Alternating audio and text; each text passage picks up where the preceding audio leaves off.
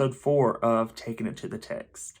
This week, we're going to be reading from the great prophet Isaiah, chapter 40, verses 21 through 31, and we're going to be reading from the Gospel of Mark, chapter 1, verses 29 through 39. So, pause, read it, and let's take it to the text. So, in summary, the prophet Isaiah is speaking about the almightiness of God, a God that can never be outdone, a God that is a God of the powerless, a God of justice, a God that no ruler can overcome. But it's also a God that is with us, a God that gives us strength, that wants us to be who God created us to be.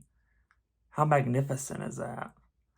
And then we have the Gospel of Mark, where we took off from last week. Jesus is continuing to cast out demons and healing the sick. But he also goes up to one of his disciples' mother who's sick and heals her. And then she serves them. You'd think she'd been sick that long. They kind of serve her. So note that. And then Jesus wants to be off by himself. The crowd has been following him.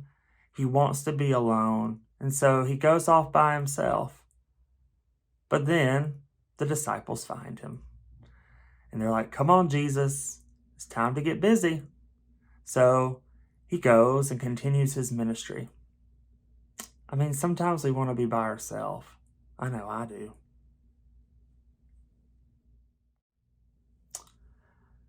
So the tea is that how awesome is it that we have a God who is almighty, who is the God of the powerless, a God of justice, a God of strength, but also a God that is with us, even in times where we feel like we don't have anyone else.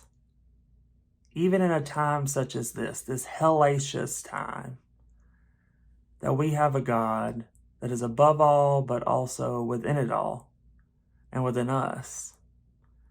And I think that's what Jesus needed when he wanted to get away. He needed to be reminded of that. To be reminded of that is the God that is incarnate, that he embodied. And sometimes we need that. Sometimes when there's so much going on and the hustle and the bustle consumes us, so much so that we can't breathe, that we need that space. We need to get away.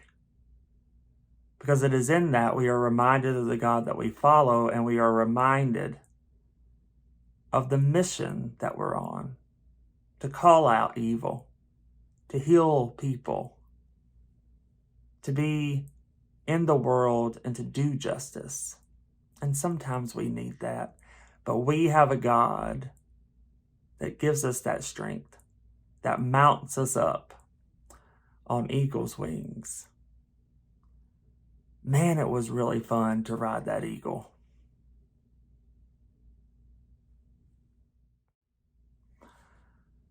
So will you take time to be reminded that not only are you loved, but that you are also never alone in this journey, in this world, in this crazy time as this?